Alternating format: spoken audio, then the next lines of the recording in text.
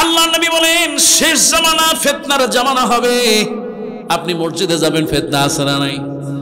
এক শ্রেণী কয় আমিন জোরে, আর এক শ্রেণী কয় আস্তে, আর এক শ্রেণী পা মেলে দেয়, আর একজনে ফাঁকা রাখে, আছে না নাই?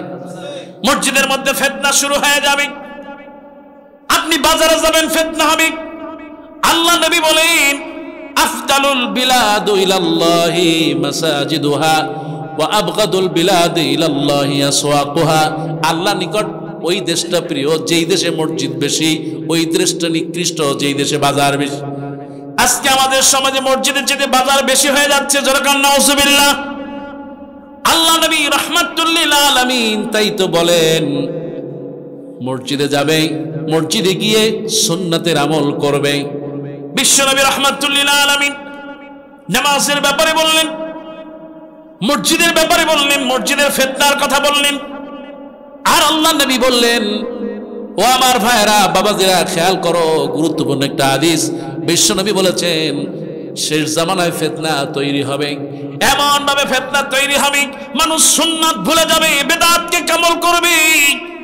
আসল সুন্নাত যারা খুঁজে খুঁজে আমল করবে, আল্লাহ নবী বলেন 50 জন সাহাবী আমল করলে যেই সওয়াব হয়, একটা সুন্নাত যদি চকরিয়ার কোনো মানুষ করতে পারে 50 জন সাহাবীর সমান সওয়াব পেয়ে যাবে। এই জন্য কোরআন এবং হাদিসের কোনো বিকল্প। আল্লাহ নবী বলেন লাকাদ তারাকতু ফীকুম আমরাইন, দুটি জিনিস রেখে গেলাম, লান তাদিল্লু মা তামাসসাকতুম বিহিমা, যতদিন পর্যন্ত ধরে রাখবে পথভ্রষ্ট হবে। আজ বাংলাদেশে যদি কোরআন থাকতো, আল্লাহর কসম করে বলি, পার্লামেন্টে যদি কোরআন থাকতো তাহলে মডেল লাইসেন্স হতো। আজ যদি পার্লামেন্টে কোরআন থাকতো তাহলে বাংলাদেশে ভোটসর থাকতো না, কতক্ষণ ঠিক কিনা? আজকে যদি পার্লামেন্টে কোরআন থাকতো তাহলে আমার দেশের টাকা বিদেশে পাচার করতে পারতো। এই জন্য ভাইয়ার আমার, কোরআন আছে যেখানে আমরা আছি, কোরআন নাই যেখানে আমরা নাই। আল্লাহ রাব্বুল আলামিন বলেন নাতিউল্লাহ ওয়া আতিউর রাসূল, কোরআন মানো, হাদিস মানো, আল্লাহ রাব্বুল আলামিন জান্নাত দিবেন। জোরে কোন সুবহানাল্লাহ। সেই জন্য ভাইয়ার আমার 2 নাম্বার হচ্ছে কোরআন এবং সুন্নাহর আমল করবে, শিরক বেদাত করা যাবে। এবার বিশ্বনবী বলেন ওয়াল কানাতু বিল কলিল, অল্পে সন্তুষ্ট থাকবে। কিন্তু বাংলাদেশের মানুষ আর যাই হোক অল্পে সন্তুষ্ট থাকে। হ্যাঁ, যাহা অসুবিধা নেই, নামাজ সারা রাত পড়বো হুজুর, অসুবিধা নেই, কিন্তু বাড়ি আমার লাগবেই লাগবে। গাড়ি তো 2টা না হইলে হবে না। চকরিয়া বাড়ি আছে, চট্টগ্রামে বাড়ি লাগবে, চট্টগ্রামে আছে, ঢাকায় লাগবে, ঢাকা আছে, সিঙ্গাপুর করা লাগবে, কত কম। ব্যাংক একটা খাইছি, তাতে কি আরো 7টা খাবো, কত ঠিক কিনা? শুধু চাই আর চাই। আল্লাহ রাসূল বলেন ইল্লাত তুরাব, এগুলো যখন মাটিতে ঢুকবে তখন এই পেটটা ভরবে, এছাড়া ভরবে। আর বিশেষ করে আমার মা বোনরা, মাশাআল্লাহ, তাদের কথা বললাম না, বাদই বললাম। মা বোনদের সবচেয়ে প্রিয় হলো মোবাইল। সবচেয়ে প্রিয় কি, এটা বুঝে আমি ভুল গেলাম নাকি?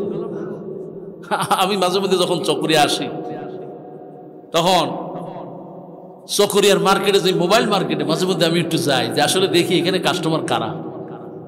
জিজ্ঞেস করি বাবাজি লেটেস্ট যেই মোবাইলগুলো আসে কারা নেয়? কয় হুজুর লেটেস্ট যারা আসে তা তো আসার আগেই ভাগ হয়ে যায়। কয় কেমনে?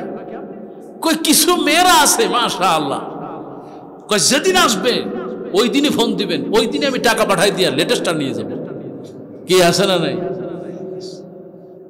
কি করে সারা মোবাইল সেলফি তোলে আর ফেসবুকে, ওই ফেসবুক রহমতুল্লাহ আলাইতে পোস্ট করে, কত কম।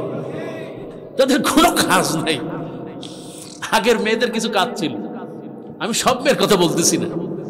আগে কিছু মেয়েরা ছিল মাশাআল্লাহ, ফজরের নামাজ পড়তো, মা বাবার খেদমত করতো, মায়ের সাথে রান্না বান্না শিখতো। এখন রান্না বান্না কেন, যদি ডিম বাজতে দেন হাত টাত পোড়ায় শেষ করে ফেলবে, কত কম। আগের যুগে মেয়েদেরকে আর কিছু না হোক জিজ্ঞেস করতো, মা বিয়েতে যখন দেখতে যেত, বলো মা তুমি কি কোরআন পড়তে পারো, এটা আগে জিজ্ঞেস করতো। তারপরে মহিলারা যারা সাথে আসতো জিজ্ঞেস করতো, মা তুমি কি রান্না বান্না করতে পারো, এগুলো জিজ্ঞেস করতো। আর এখন সকালবেলা মেয়ে ঘুম থেকে ওঠে 8টা থেকে 9টার সময়, তার খেয়াল নাই কি কোরআন কি হাদিস কিচ্ছু নাই, তার আছে খালি মোবাইল আর মোবাইল। আল্লাহ এদের হেদায়েত দিক বলে আমিন, আরো আসতে বলেন না আমিন। খালি সেলফি তোলে, ছবি তোলে আর ফেসবুকে দাফন করে। আর এই যে চকরিয়ার যুবক ফেরেশতারা যারা ওইখানে যায় খালি কমেন্ট করে, লাভ এই রিয়েক্ট দেয়, কথা কও। এরকম যুবক আছে না নাই? আর যুবকরা তো মাশাআল্লাহ এখন সব আল্লাহর ওলি, মসজিদে কেউ পাওয়া যায় না। কোথায়? তারা দেখা গেল পার্কে, আনাইলে ওই যে একটা কি চালায় না, ওই হুন্ডার দিন এখন আছে নাকি? এখন হলো কি হয়েছে, আরে ক্যান্সার। ও রাস্তা দিয়ে গেলেই বোঝা যায় একটা শয়তান যাইতেছে, কথাটা ঠিকই না? আর পিছনে আর একটা, ওটাও শয়তান। ওটার সাথে পরিচয় হইতে তো ফেসবুকে, ফেসবুকে পরিচয়, সেটিং ফেটিং ইটিং ভিটিং, তারপরে ওই যে কোনায় পার্কে নিয়ে কি করে, লাস্টটা মেয়ের ওই পার্কের মধ্যে পড়ে থাকে, কথা কও। এরকম আছে না নাই?